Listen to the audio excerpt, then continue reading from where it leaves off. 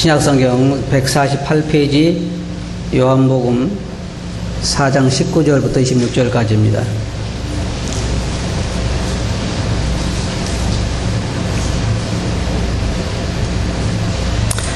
여자가 가로되 주여 내가 보니 선지자로소이다.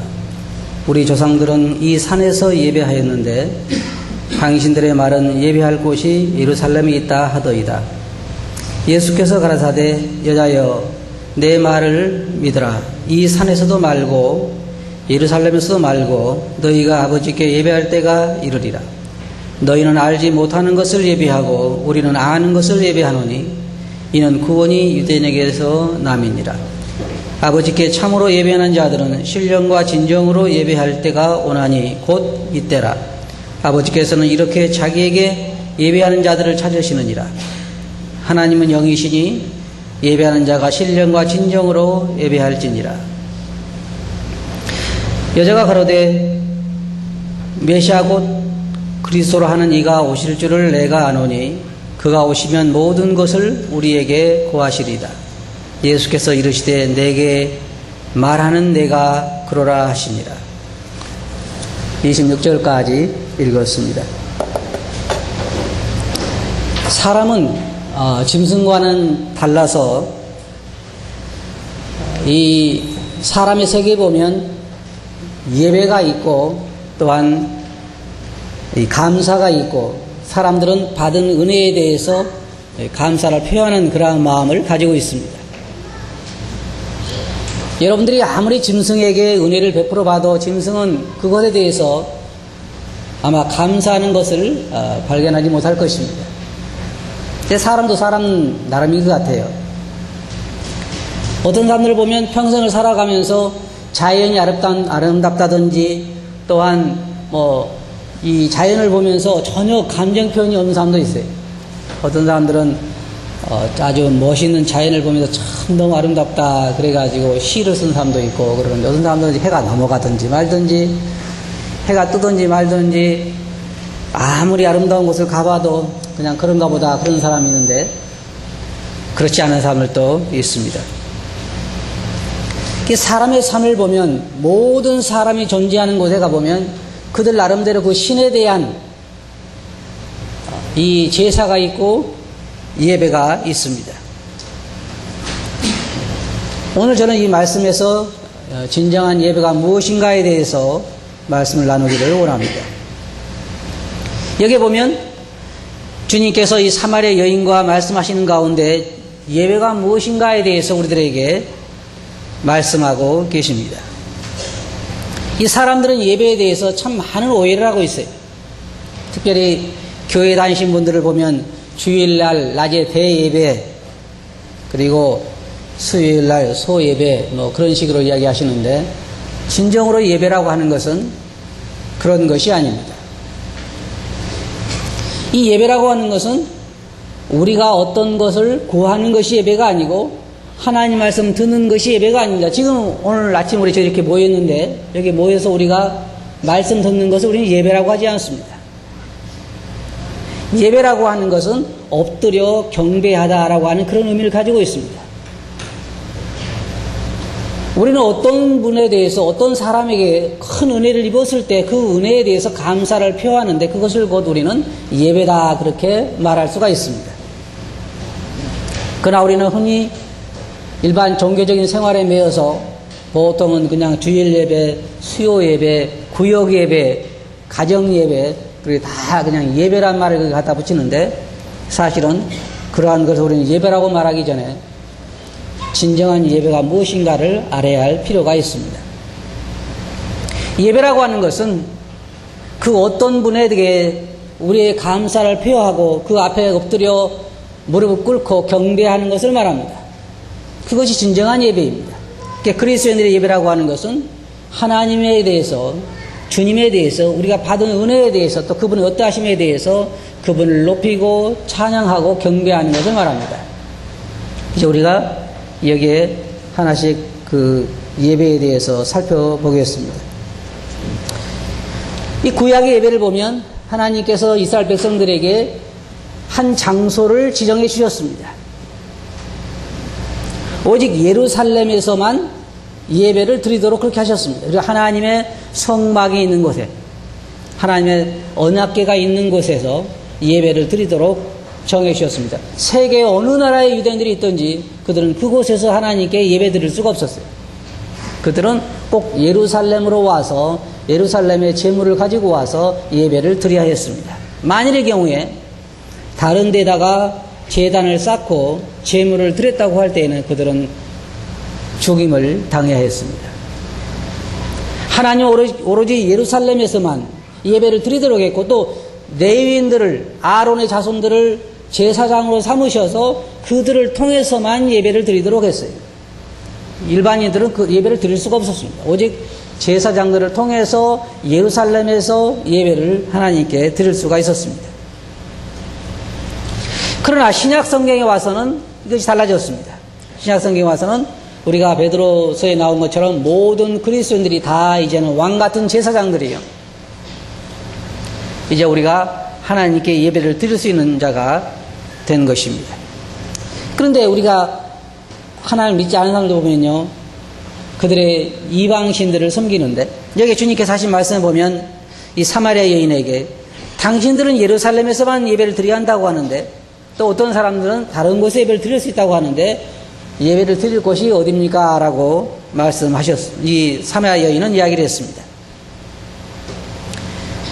예수님께서는 예루살렘에서 말고 다른 어떤 지역에서 하지 말고 하나님께 진정으로 예배 드릴 때가 온다 그랬습니다. 근데 한 가지, 이방인들과 예수님을 믿는 사람들, 또 하나님을 믿는 사람들과 이방인들의 다른 점이 뭐냐면, 여기 주님께서 말씀하시기를 너희는 알지 못하는 걸 예배하고 우리는 아는 것을 예배한다 그랬습니다.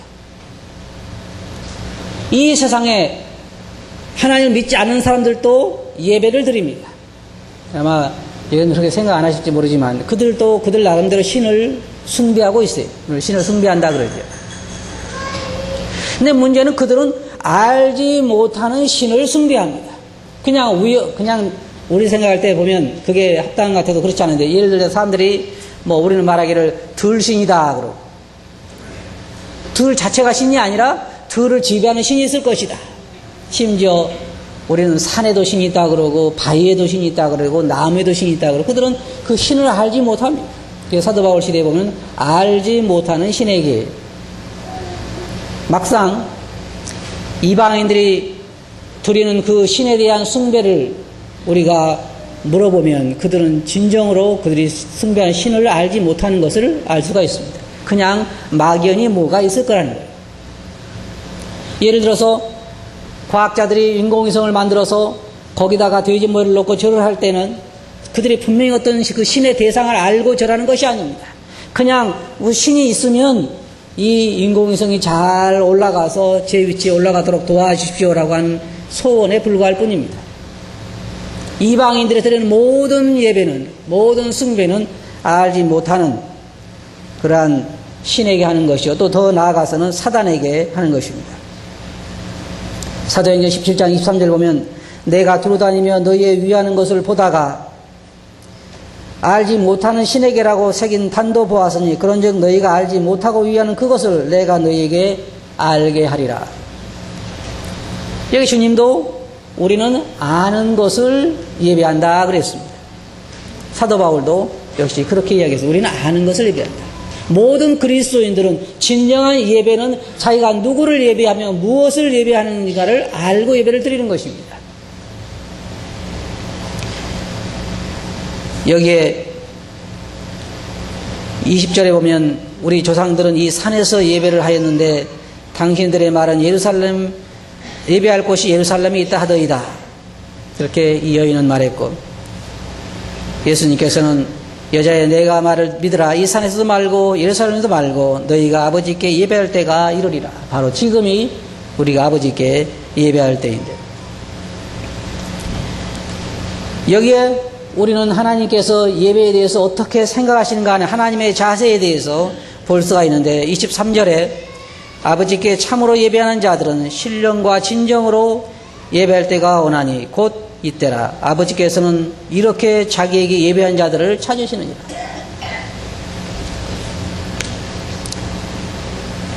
이 세상 사람들은 겨우 그들의 숭배하는 것이 피조물이거나 그들이 상상해서 만든 신에 불과하지만 우리는 살아계신 하나님을 섬깁니다.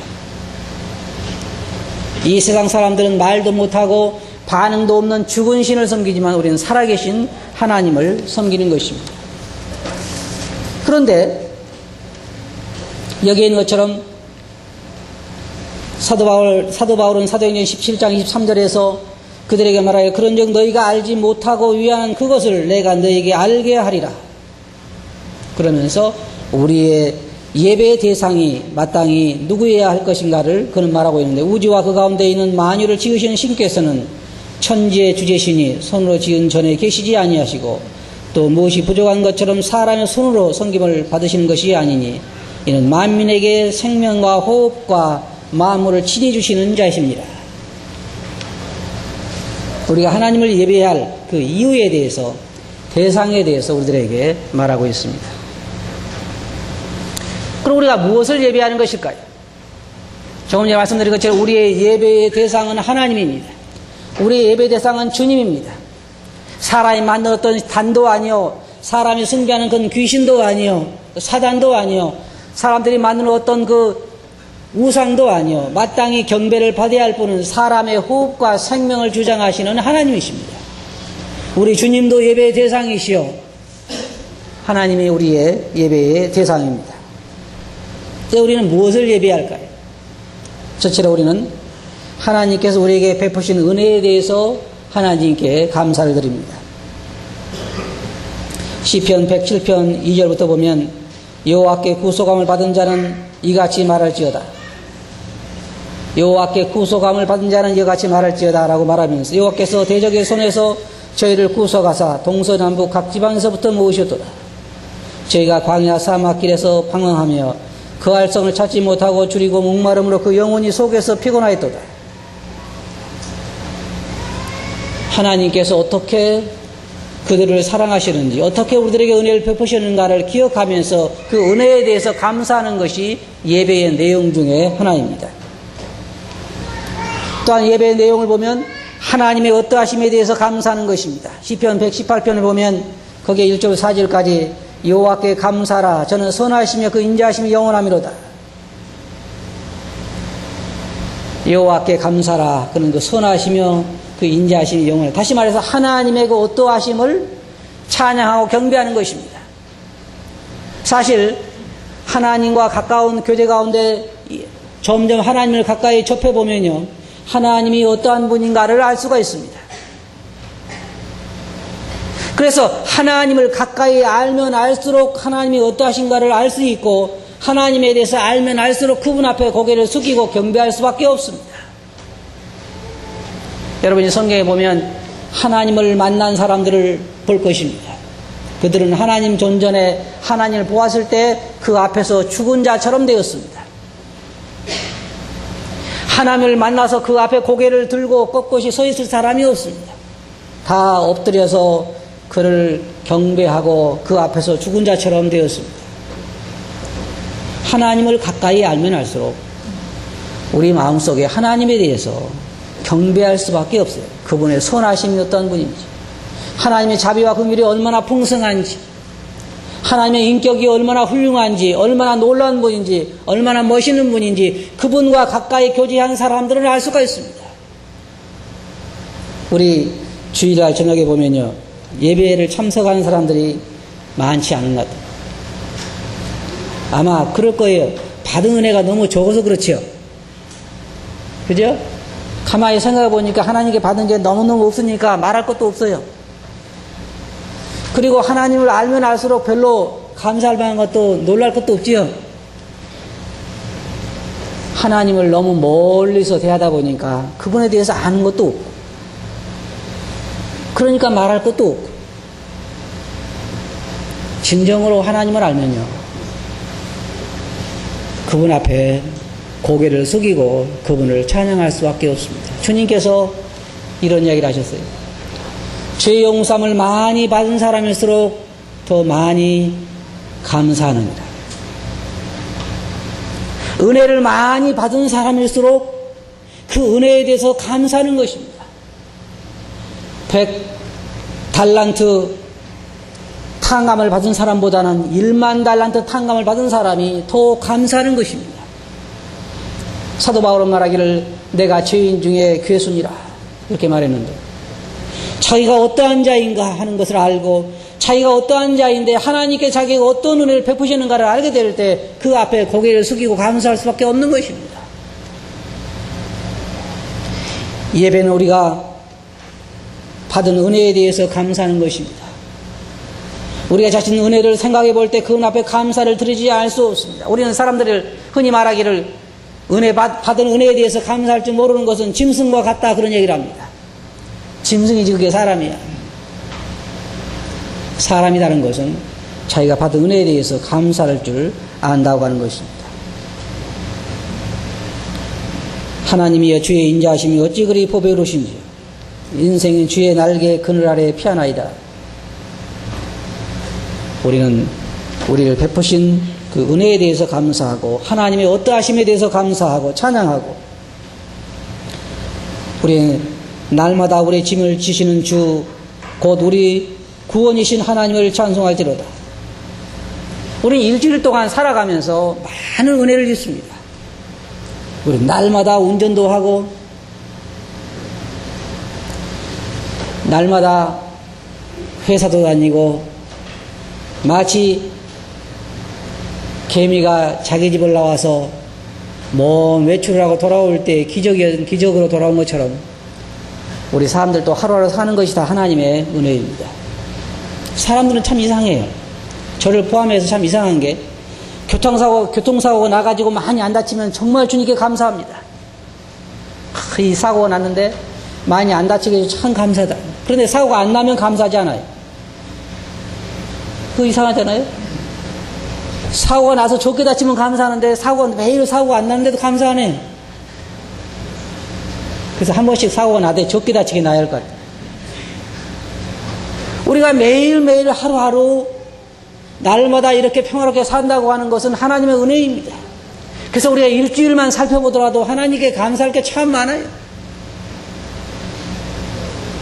이 예배라고 하는 것은 우리가 하나님께 받은 것에 대해서 감사하는 것인데, 날마다 역사하시는 하나님의 그 역사하심에도 우리가 하나님께 감사하는 것입니다. 이 예배는 입술을 통한 감사가 있습니다. 이러므로 우리가 예수로 말미암아 항상 찬미의 제사를 하나님께 드리자. 이는 그 이름을 증거하는 입술의 열매니라. 첫째로 하나님에 대한 예배는 우리 입에서부터 시작이 됩니다. 일주일 내내 가도 입에서 찬송 한마디 없다고 하는 것은 우리의 삶이 영적으로 깨어있지 못하다고 하는 것이요. 우리가 예배당에서만 예배 드리는 것이 예배가 아니에요. 집에서나 길에서나 직장에서나 산에서나 들에서나 어디서든지 우리 마음속에 정말 하나님으로 인하여 받은 은혜로 인하여 우리 입으로 나오는 그 찬송이 곧 하나님께 대한 입술의 열매요 예배인 것입니다. 어떤 사람들은요, 예배 그럴 때 주일날 와서 예배당에 와서 잠깐 드리는 것만 예배로 생각하는데 그렇지 않습니다.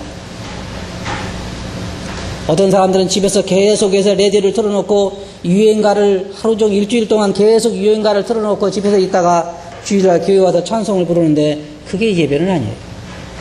예배는 우리가 어디 있든지 우리의 입술을 통해서 하나님께 우리의 마음의 즐거움을 나타내는 것입니다. 그래서 사람이란 참 이상해요. 굉장히 즐거움이 마음속에 있으면 그냥 가만히 앉아있지 못합니다. 몸을 흔들든지 손을 흔들든지 입술에서 흥얼거리며 뭔가 나오는데 그 나오는 걸 보면 알 수가 있어요. 찬송이 나오는지 아니면 그동안 많이 들은 유행가가 나오는지 잘 모르지만 어떻든 사람은 즐거움을 입술로 표현하게 되어 있습니다. 그 다음에 우리는 물질을 통해서 또 하나님께 감사를 합니다. 히브리서 13장 16절 보면 오직 선을 행함과 서로 나눠주기를 잊지 말라. 이 같은 제사는 하나님이 하나님이 기뻐하시느니라. 우리가 주일날 드리는 물질도 예배에 속한 것입니다.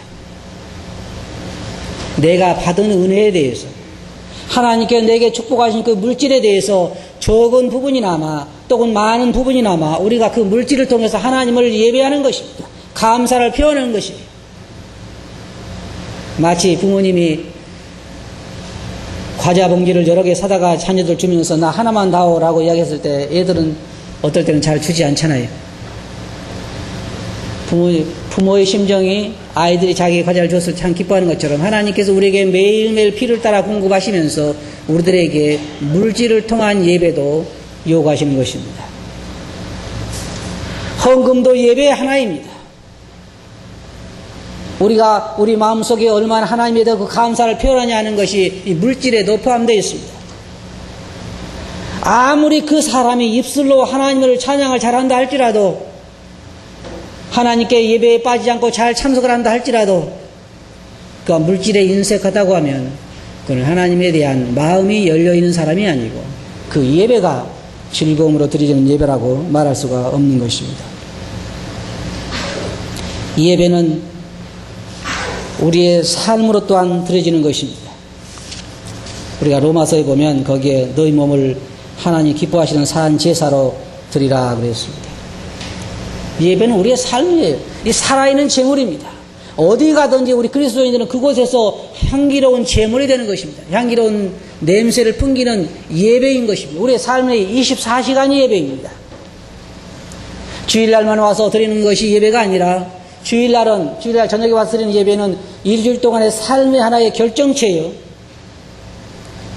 우리는 일주일 내내 우리의 삶을 통해서 하나님께 예배를 드리는 것입니다. 여기에 보면, 여기에 23절 하반절에 보면 하나님께서는 자기에게 예배하는 자들을 찾으신다 그랬습니다.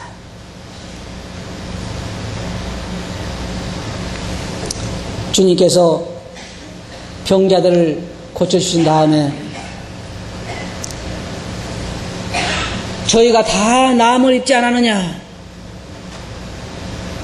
그런데 하나님께 감사를 표하러 온 사람은 이방인밖에 없냐? 그렇게 말씀하셨습니다. 우리가 많은 은혜를 받았는데 하나님은 그 은혜를 감사하는 자들을 찾으셨다는 것입니다. 하나님께서 비도 내리시고 햇볕도 주시고 공기도 주시고 우리의 호흡을 주장하시고 우리의 건강을 지켜주시고 우리의 모든 것을 다 공급하시는 하나님이시요, 또한 더 나아가서 예수님께서는 십자가에서 우리 죄를 담당하셔서 그 많은 수치를 당하시고 부끄러움을 당하시면서 우리를 구원하시고 우리에게 영원한 생명을 주시고 우리로 하늘나라의 그 아름다움을 누릴 수 있는 그 소망을 주시고 그렇게 하셨는데 우리가 하나님에 대해서 감사하는 자가 되어야 되지 않겠냐는 말입니다. 즐거운 마음으로 하나님을 찬양하는 자가 되어야 되지 않겠냐는 것입니다. 이 예배는 구하는 시간이 아니라 드리는 시간입니다. 이 예배는 우리가 듣는 시간이 아니라 드리는 시간이에요. 그래서 예배에 참석해서 말씀을 택할 때에는 하나님의 어떠하심에 대해서라든지 하나님 우리에게 베푸신 은혜에 대해서라든지 이런 말씀을 택해서 하나님을 찬양하고 경배하는 것입니다. 감사를 표할 때도 우리가 하나님에게 무엇을 구하는 것이 예배 시간이 아닙니다. 예배 시간에 일어서서 하나님 이것도 해주세요, 저것도 해주세요라고 하는 것은 예배 시간을 잘 몰라서 하는 얘기입니다. 예배 시간은 구하는 시간이 아니라 감사하는 시간이요, 경배하는 시간이요, 찬양하는 시간입니다. 그래서 찬송을 택할 때에도 우리는 구하는 찬송을 택하지 않는 것입니다. 그 시간에는 하나님을 높이고 경배하고 우리를 위해서 해주신 것을 기억하게 하는 그런 찬송을 택해서 하나님을 찬양하고 경배하는 것입니다. 우리는 제사장들입니다. 여기 보면 주님께서 예배하는 자들은 24절에 하나님의 영이시니 예배하는 자가 신령과 진정으로 예배할지니라. 신령이라고 한 말은 성령을 말하는 것이 아니라 이것은 우리의 마음에 진정한 마음으로 예배를 드려야 한다고 하는 것입니다. 여러분 잘 들어보시기 바랍니다. 아나니아와 삽비라에 대해서 여러분 아시죠? 아나니아와 삽비라가 자기 재산을 팔아서 얼마를 감추고 나머지를 하나님께 드리기 위해서 갖다 놓았다가 둘 다 그 자리에서 죽임을 받았습니다. 여러분 제가 여러분들에게 한 가지 권고드리고 싶은 말씀이 있는데, 절대로 예배 시간에 대해서 진지한 마음을 갖기를 바랍니다.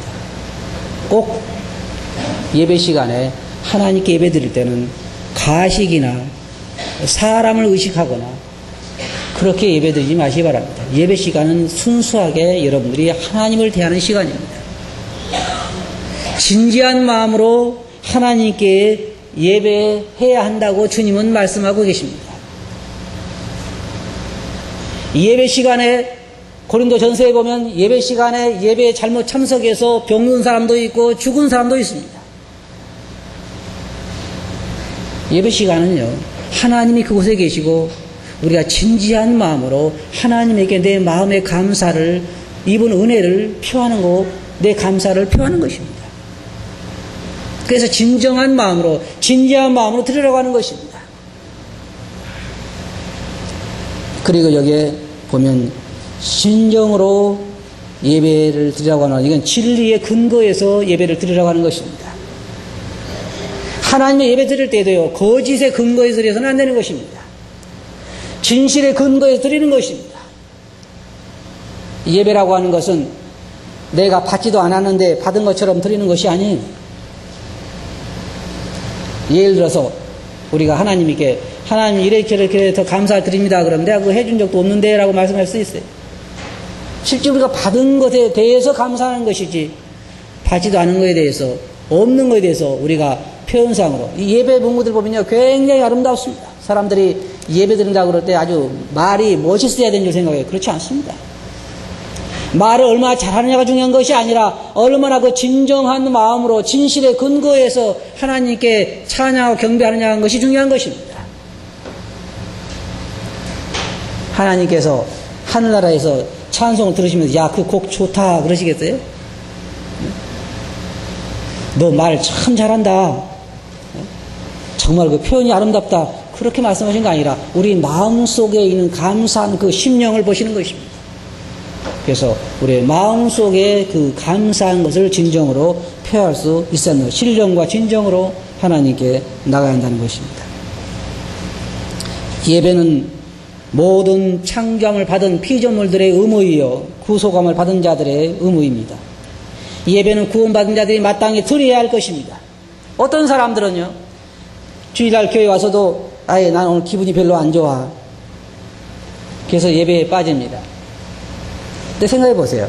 여러분 기분이 좋으면 감사하고 기분이 안 좋으면 감사하지 않습니까? 그렇진 않잖아요. 우리는 마땅히 예배는 드려야 할 의무이지 그 기분에 따라 노는 게 아니라고 하는 거예요. 우리를 창조하셨을 때 창조의 목적이 예배입니다. 감사를 표현하는 것이, 우리를 구원하신 주님께서 우리를 통해서 영광 받기를 원하시고 경배를 받기를 원하시는 것입니다. 그리고 예배가요, 알고 보면 진정으로 인간의 행복을 가져다 주는 것입니다. 여러분 성경에서 찾아보세요. 하나님을 가까이 경배하며 숭배한 사람들이 불행하게 산 경우가 없습니다. 이방 신에게 가까이 갈수록 그들의 삶은 불행하고 수고하고 무거운 짐을 지는 삶이지만 하나님께 가까이 나와서 하나님을 경배하고 숭배한 사람들이 삶이 결코 불행하지 않습니다. 경배와 인간의 행복은 함께 거기에 있는 것입니다. 그러면 우리 그리스도인들이 예배를 드리는 데 있어 우리 예배를 방해하는 것은 무엇일까요? 첫째로 우리 그리스도인들의 삶에 있는 죄가 우리가 하나님께 드리는 예배를 방해합니다. 우리가 성경에 있는 것처럼 사람이 자기를 살피고 그 후에 이 떡을 먹고 이 잔을 마실지니 주의 몸을 분별치 못하고 먹고 마시는 자는 자기 죄를 먹고 마시는 것이니라. 우리 그리스도인들의 마음속에 죄가 있으면 우리가 하나님께 나오기가 더 주저되고 하나님 앞에 예배를 드리는 데 있어서 담대함이 없습니다. 그래서 우리는 우리 죄를 회개하고 하나님 앞에 예배를 드려야 할 것입니다. 그리고 우리의 세속적인 삶이 우리로 하여금 예배를 드리지 못하도록 하는 것입니다. 어떤 사람은 참 이상해요. 제가 이해할 수 없는 것이, 일주일 동안 살 때는 안 믿는 사람은 살고 교회 와서 예배 때는 또 안 빠져요. 이건 맞지 않는 것입니다. 예배는 그 삶의 보장이 되어야 되는 것입니다. 예배드리는 삶은 일주일 동안에 안 믿는 사람 좀 살다가 교회 와서 예배 안 드린다고 하는 거, 이건 하나님을 조롱하는 것이에요. 예배는 우리 마음속에 있는 그 순수한 마음이 하나님 앞에 드려지는 것이요, 감사가 표현되는 것이지, 내가 일주일 동안 죄 가운데 살다가 그냥 입술로 그것을 말했다고 해서 하나님께 예배가 되는 것이 아닙니다. 어떤 의미에 있어서는 하나님을 모독하는 것이 예배일 수가 있습니다. 우리가 조심해야 돼요. 고린도 전서에도 말하고 있지만 어떤 사람은 병들고 어떤 사람은 죽고 그러하니, 왜냐, 하나님의 예배를 무시했기 때문입니다. 이스라엘 백성들이 왜 하나님께 저주를 받는 줄 아십니까? 그 예배를 잘 드렸습니다. 근데 문제는 뭐가 있냐면요, 평상시에 양을 키우다가 제일 병들고 못난 양을 따로 골라놨습니다. 왜 골라놨을까요? 하나님께 드리려고 골라놨습니다. 이스라엘 백성들이 그랬어요. 양을 한 마리 두 마리 쉬다가 10번째는 하나님께 드려야 되기 때문에 10번째는 얼른 그 병든 걸 밀어넣습니다. 이건 하나님 것. 그리고 또 튼튼하고 건강한 것은 하나 둘 9마리 쉬고 그 다음에 병든 거 얼른 넣어가지고 이것도 하나님 것. 여러분 말라기서를 한번 보시기 바랍니다. 거기 보면 너희가 병들고 못난 것을 내게 가져왔다 그래서, 하나님께서는 이스라엘 백성들에게 누가 더 이상 재물을 가져오지 못하도록 내 성전문을 막을 사람이 있으면 좋겠다고 그랬습니다. 왜냐하면 재물을 드리지 않아서가 아니라 그들의 마음 자세가 하나님에 대해서 잘못되어 있기 때문입니다. 예배는 우리가 평상시 삶을 통해서 하나님에게 드려지는 것이요, 그것이 주일날 하나의 결집된 것으로 하나님께 드려지는 것인데, 우리 일주일 동안 삶을 통해서도 하나님께 예배 드릴 수 있는 이 세속적인 삶으로 우리로 하여금 하나님을 예배하지 못하도록 하는, 또 하나는 성경에 보면 용서하지 못한 죄들이나 인간관계가 우리로 하여금 하나님께 예배 드리지 못하게 한다고 그런 말인데, 마태복음 5장 23절 보면 그러므로 예물을 제단에 드리다가 거기서 내 형제에게 원망을 들을 만한 일이 있는 줄 생각나거든 예물을 제단 앞에 두고 먼저 가서 형제와 화목하고 그 후에 와서 예물을 드리라 그랬습니다. 저는 이 매주일 만찬 예배가 있는 것에 참 감사하는데, 왜냐하면 예배를 드리기 전에 우리 마음을 정리할 수 있잖아요. 우리가 자신을 돌아보고 회개하고 우리 마음 가운데 있는 모든 것을 정리할 시간이 되어지는 것입니다. 그래서 먼저 가서 형제와 화목하고 그 후에 와서 예물을 드리라. 예배의 결과는 하나님께 영광이 되는 것이요, 우리들에게는 또 축복이요, 교회는 영적으로 더 정화되어 가고 더 성숙되어 가는 계기가 됩니다. 풍성한 예배, 정말 하나님이 기뻐 받으시는 예배가 드려지는 교회는 성장할 수밖에 없고 성도들이 영적으로 더 자랄 수밖에 없는 것입니다. 예배는 성도들의 생활과 밀접하게 연관되어 있습니다. 어떤 면에서 보면 예배는 성도들의 삶의 결정체라고 말할 수 있습니다. 풍성하고 진지하고 정말 하나님 기뻐하시는 예배를 드릴 수 있는 교회는 성도들의 삶이 그러한 것입니다. 예배가 메마르다는 말은 무슨 말이냐면 성도들의 삶이 메마르다는 말이요, 예배가 풍성하다는 말은 성도들의 삶이 하나님과 가까운 교제 가운데 있다는 것입니다. 결론적으로 말씀드려서 하나님은 자기에게 예배하는 자들을 찾으신다 그랬습니다. 세계 각처를 향하여 누가 나에게 감사를 표하는가? 내가 날마다 은혜를 베푸는데 나에게 감사하러 온 자가 이와밖에 없느냐? 주님 그렇게 말씀하실 것입니다. 우리는 날마다 은혜를 입고 있습니다. 자, 오늘 저녁에 우리는 이제 또다시 떡과 잔을 놓고 예배를 드릴 것입니다. 여러분은 뭔가 하나님에게 드릴 걸 가져오시겠습니까? 아니면 그냥 빈 입으로, 빈 손으로, 빈 마음으로 그냥 왔다가 가시겠습니까? 여러분이 주님께 받은 은혜가 있습니까? 받은 은혜가 있다면 마땅히 감사해야 되지 않겠어요? 이게 사람의 도리입니다. 주님이 당한 고난을 한번 생각해 보시기 바랍니다. 사람들에게 눈을 가리고 뺨을 맞고 침뱉음을 당하고 채찍질을 당하고 사람들이 홍포를 입히고 왕은 그 옷을 입어야 되니까 홍포를 입히고 왕이 면류관이 없다고 그래서 왕관이 없다고 그래서 가시로 관을 만들어서 머리에 눌러 씌워서 피가 흐르고 그렇게 조롱하고 칼대를 치고 지나간 사람들은 조롱해서 네가 하나님 아들이면 내려라고 입술을 삐죽이고 그런 수치를 당하고 십자가에 돌아가셔서 나를 구원해 주셨는데 내가 주일날 만나도 주일날 와도 떡과장을 놓고 감사할 것이 전혀 없느냐 이 말이에요. 우리가 정말 사람이라면 받은 은혜를 생각한다고 하면 날마다 감사를 해야 정상인 것입니다. 사람들은 이상해요.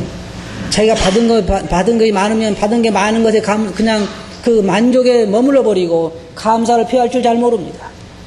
그러나 우리는 감사하는 자가 되어야 할 것입니다. 그 감사를 장소가 바로 우리는 떡과장을 놓고 하나님께 감사하는 것입니다. 우리의 마음을 표현하는 것입니다. 받은 은혜에 대해서 감사하는 것입니다. 하나님께서는 이렇게 자기에게 예배한 자를 찾으시나니 신령과 진정으로 예배할지니라. 여러분, 이제부터 여러분들이 예배를 드릴 때 신령과 진정으로 드리시고 받은 은혜에 감사하시기 바랍니다. 근데 감사하고 표현하는 자들에게 하나님께서 기쁨을 주십니다. 예배에 참석하고 나서 그 마음속에 참 기쁨과 즐거움이 없는 사람이 없을 것입니다. 우리가 다 예배자입니다. 자매님들은 말을 표현하지 못한다 할지라도 그 가운데서 우리의 마음속에 있는 걸 감사하는 자리이요, 경배하는 자리이요, 그분의 은혜에 감사하는 자리입니다. 또한 형제들은 입술을 통해서 우리가 그 시간에 감사를 표해야 할 것입니다. 여러분, 은혜를 잊은 자가 되지 마시기 바랍니다. 하나님께 감사한 자가 되시기 바랍니다. 경배한 자가 되시기 바랍니다. 그때 하나님께서 영광을 받으실 것입니다. 다 같이 기도하겠습니다. 거룩하신 아버지 하나님, 저희들이 오늘 본 말씀을 통해서 하나님께서는 예배한 자들을 찾으신다고 말씀하시고 신령과 진정으로 예배하라고 말씀하시는데 주님 자신들을 돌아보게 되옵나이다.